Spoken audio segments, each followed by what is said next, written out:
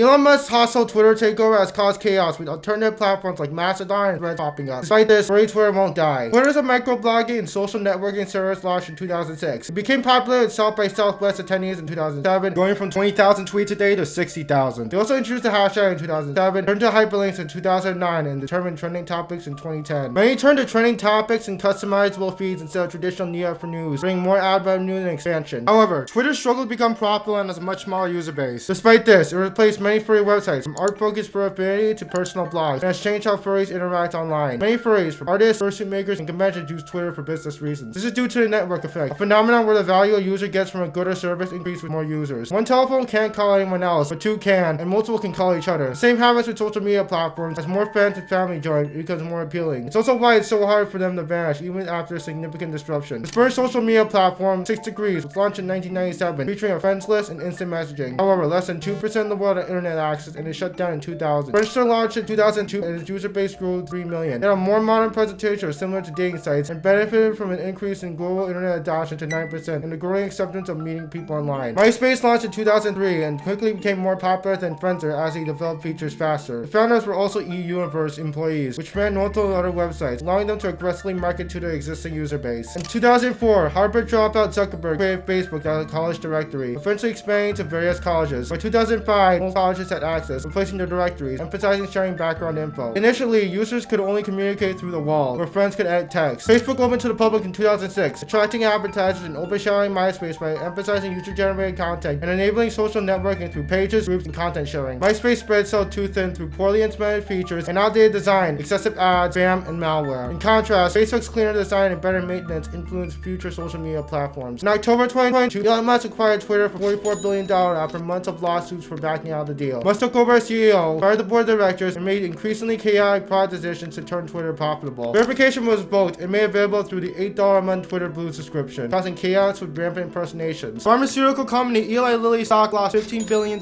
in market cap as a result. Musk recklessly fired thousands, saw multiple lawsuits, and unbanned fascists like Donald Trump, resulting in advertisers leaving. He limited the number of posts users could read to 600 and restricted direct messages to verified users. Despite claiming to stop data scraping, Musk refused to pay $70 million to cloud computer provider Amazon Web Services, along with being fined $100,000 for refusing to pay rent. Users flocked to competitors like Mastodon, a decentralized social media platform created in 2016, run by thousands of individual servers, each with different owners, staff, and rules. They're linked, allowing interaction between posts on different servers. There are some differences, like being unable to quote retweet, content warnings, and no algorithm. The most notable furry server, Meow.social, limited sign out to invitations from existing users and now has 12,000. Despite the hype, it has failed to sway enough furries away from Twitter. In January 2023, Meta started developing Threads, and on July 5th, it was launched. Within 24 hours, it reached 30 million users, which took Twitter 4 years to do. In 5 days, Threads saw 100 million, 30% of Twitter's user base, solely in traffic falling. Threads allowed Instagram's users to sign up using their existing account and transfer their followers and verification. This makes it easier, as it's hard to get people onto a new social media platform, while reducing the potential for bots. Unlike Twitter, Threads restricts politics, hard news, and ban not safe for work. Threads also missing features, like editing, direct messages, trending pages, hashtags, or an algorithm. To encourage growth, Threads will have ads until 1 billion users. However, Meta's established advertiser relationships to allow it to monetize quickly, along with higher user engagement compared to Twitter. Like Mastodon, Thread uses ActivityPub, a decentralized web technology allowing different social media networks to communicate. It's made by the World Wide Web Consortium, an organization run by Tim Berners-Lee, the web's founder. Meta is suspected to be using it to clone other apps and crush them with the power of their user base. Musk sues Zuckerberg, accusing him of stealing Twitter's trade secrets and hiring ex-employees holding confidential info. However, Musk wanted ex-employees to find jobs elsewhere, and Meta claimed to not be hiring them. Meta has a history of scandals involving mishandling millions of users' personal data, notably Cambridge Analytica, which influenced the 2016 US presidential election. Meta has concerning influence in the world, with 3 billion monthly active users on Facebook and 2 billion on Instagram compared to 5.18 billion with internet. The data collected to serve better ads can and will be abused. Former staff warned Zuckerberg's excessive control of Meta. Threads tracks so much data it's banned in the EU, and deleting the account requires deleting the associated Instagram account. Social media platforms are much bigger than they were years ago, and Zuckerberg's trying to monopolize it with Facebook, Instagram, WhatsApp, Messenger, and Threads. It makes it easier to control ideas and public opinion. Twitter's unlikely to die out soon due to the network effect, unlike MySpace. However, Threads isn't a real alternative to Musk's continued deterioration of Twitter from self-destructive business decisions. Both are run by billionaires who prioritize their wealth over the people. It's clear that a real alternative to these checkdowns like Mastodon needs a fair chance through regulating big tech. Only then they can have a real chance at changing the social media landscape. If you want to hear more about how the trans furry was defamed with fake